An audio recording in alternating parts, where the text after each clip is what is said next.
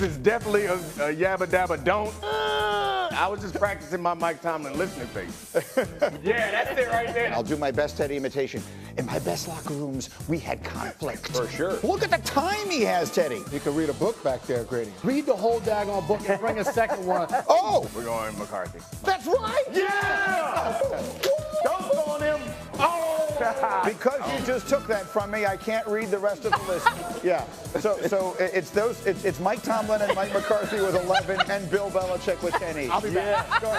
Yeah. We had a breathing coach. I think we went 1-15 that season. They might have been coming to check if we were breathing. And I'm sorry you went through that. I know the rule of 3, but if we're going to do D's notes, I feel like there should only be 2 notes. We just want to Peyton Manning. Greedy hates me. It's close.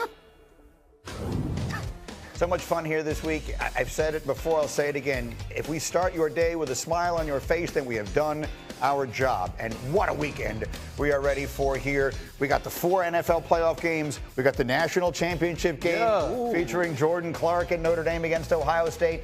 Monday night, all that and more. Hour number 2 starts now, live from the Seaport, brought to you by Chase. NFL divisional weekend. Let's get Friday forecasts for this weekend's games. First up, Saturday, right here on ESPN and ABC. Texans, Chiefs. Mike T, give me a forecast for that game. Kansas City wins, but Patrick Mahomes gets sacked 5 times, Greeny.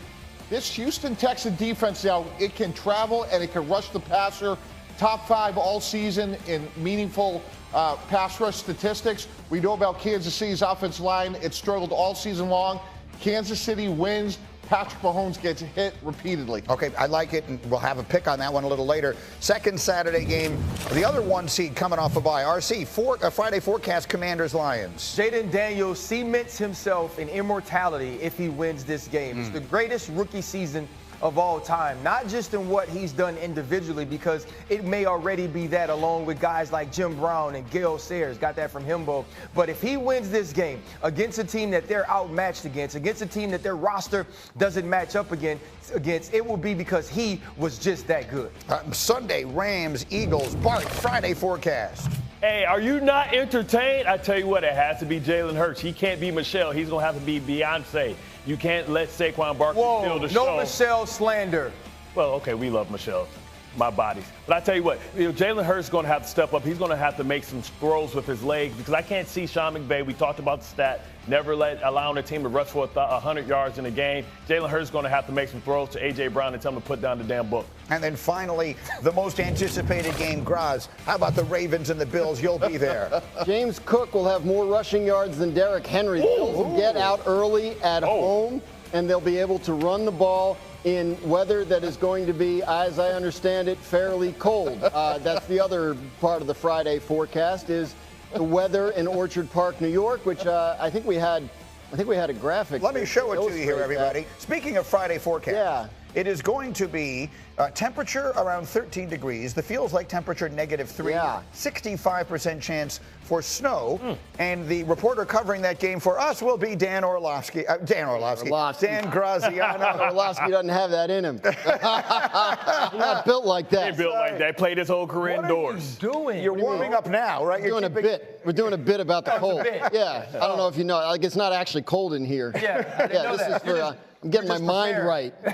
Are you prepared? I would be. Here's the God's honest truth. The temperature would intimidate me as a reporter. I can't even fathom what it's like as a player. I always have the option to go inside.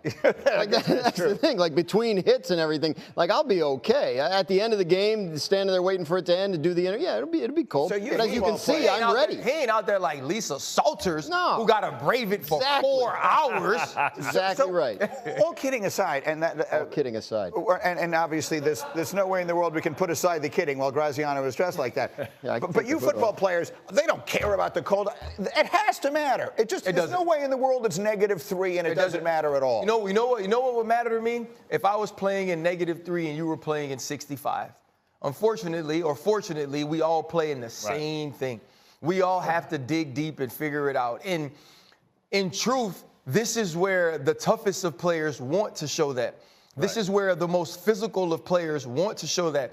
Did you see Deion Dawkins pull last week against the Denver Broncos and dang near knocked somebody's whole right side off? Yes. You know why he wants to do that? Because he wants to show, in no matter whatever weather and no matter whatever climate, I can be the toughest man on the field. Everybody from the Buffalo Bills and the Baltimore Ravens is going to feel like that. When Derrick Henry is running the football, he's going to think to himself, they don't want to hit me because it's going to hurt. Josh Allen's going to feel the same way. And whatever players can put the elements out of their mind and understand that it's still just football. And the biggest man and the baddest man and the toughest man wins, understands how you got to go out and play this game. Right. And I expect both teams to have that outlook. Yeah, it won't be any intimidation from a physical part, but mentally you have to compartmentalize and understand what your advantages are. The ball is slick. And what happens is you want to be able to steal some possessions. So understanding that who's going to be smart to get that turnover, who's going to steal a possession for the offense, who's going to punch the ball out, who's going to be the second man in. You know, we used to say in these type of games, hold them up.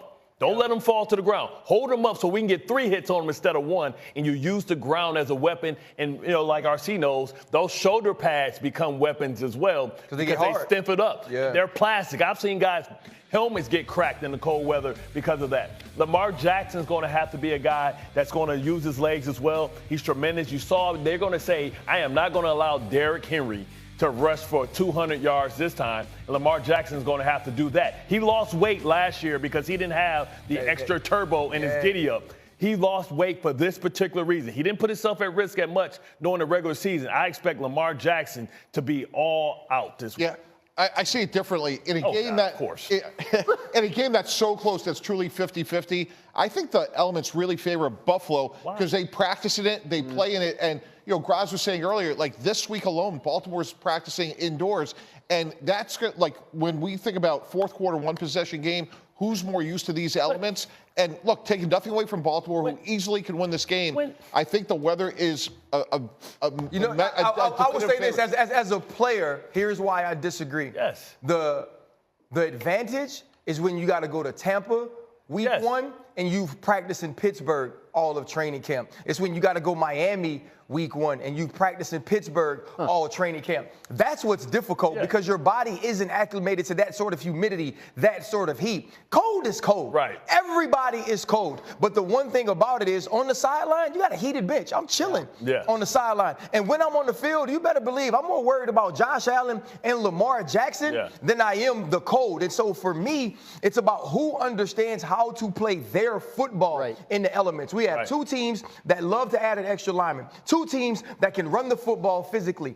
The defense that combats that the best puts themselves at an advantage. Well, so Graziano just made what I thought was an unbelievable Friday forecast that James Cook winds up out rushing Derrick Henry, because here's another way that I sometimes... He had that hood over his eyes. I didn't expect you to agree. I can oversimplify things. I understand that sometimes.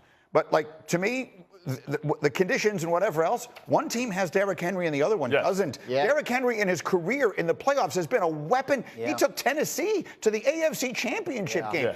Derrick Henry is an unstoppable force used correctly. And I don't know if anybody's talked about this on the show, but the amount of times there were called runs on the first drive last week for the Baltimore Ravens. Here's why that's important. For an entire offseason, we talked about Todd Monken going away from the run against the Kansas City Chiefs. I believe he wanted to prove a point and prove it early. Lamar Jackson's going to carry the ball. Derrick Henry is going to carry the ball, and we're going to play through our physicality. Justice Hill killed Buffalo the first game. 78 yards, touchdown. He's a matchup nightmare. I think they run the ball over and over and wear him down so that when Derrick Henry gets to the third and fourth quarter, you can't tackle him physically. You can't tackle him. You talk about James Cook. He's a guy that runs around you. Derrick Henry runs through you. It's a different effect. I think that's all true, but the other element of this game is Matt Milano, Terrell Bernard, and Teron Johnson. 3 of the... Bart, I know you're raving. Mike Tannenbaum, I promise you this. Todd Monken is in his meeting right now saying, when we go 21 and 12 personnel, if they put number 7 out there, and Patrick Ricard, if you don't park him on them damn Gatorade jugs, blind throw him on top of one of these heaters, I'm taking you out the game. If they do that, they will run until next week. And Sean McDermott and his means is saying, hey, we are going to stop the run.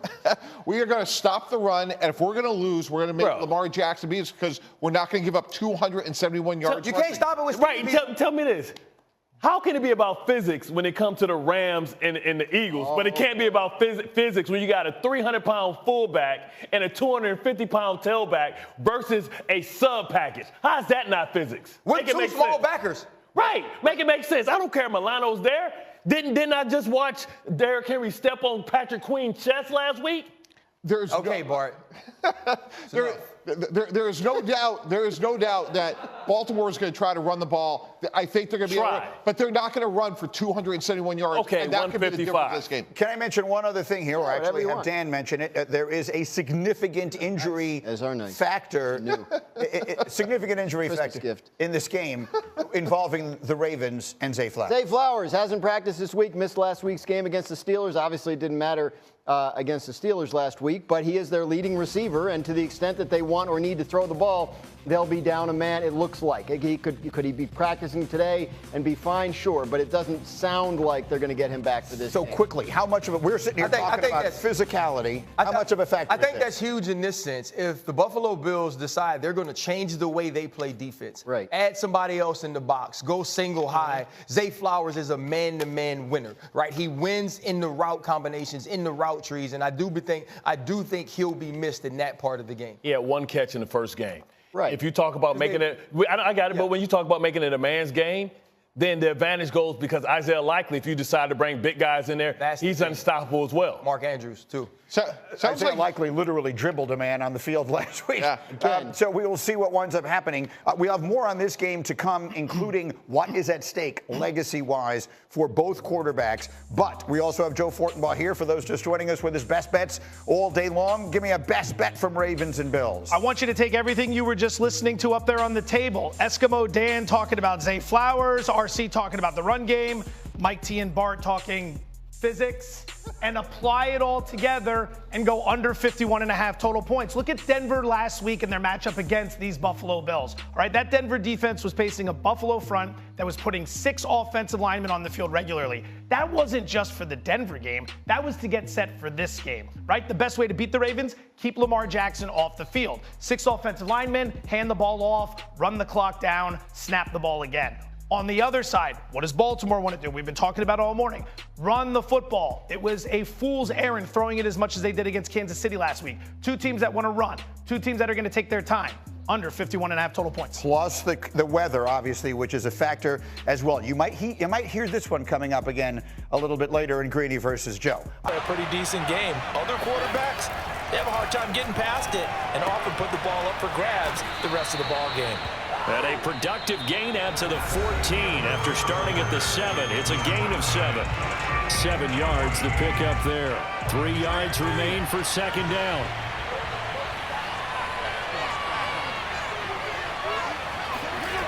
Fitzpatrick now.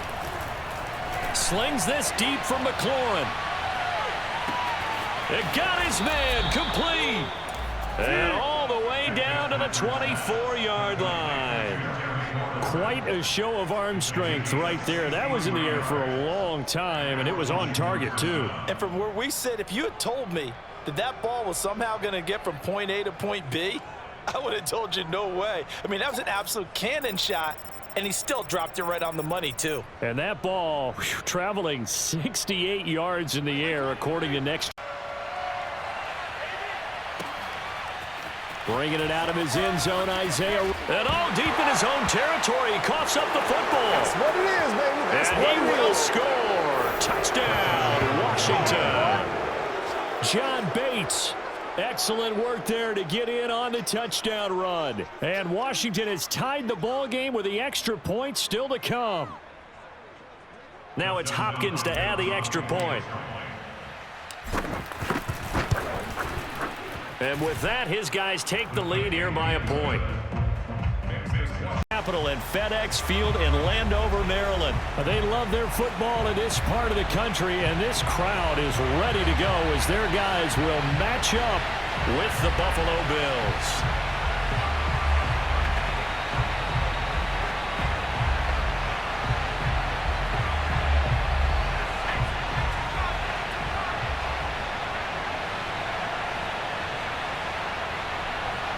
Two teams more than ready to get this one started. And we are underway from FedEx Field.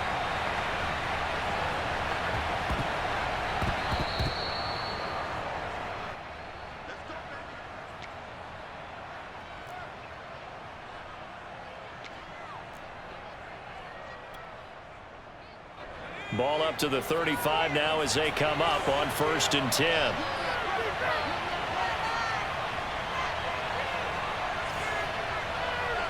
And they'll try again 2nd and 10. They'll fake the handoff. Now Smith. And he's taken down. This will be a Brown sack. Okay, you know my bias is about to come out here. A lot of people think that the offense is just moving in the wrong direction. I'd say they're moving in the right direction because the defense is pushing them back. Former defensive guy. Now, as a quarterback, 3rd and long, you really got to rally the troops here, don't you? Yeah, you do in a big way. And what else do you have to look out for? More pressure coming at you because it seems to be working pretty well. 3rd and long, it's Smith escaping the pressure right. Slings this deep. This is caught inside the 15. And he takes it in. Touchdown, Washington.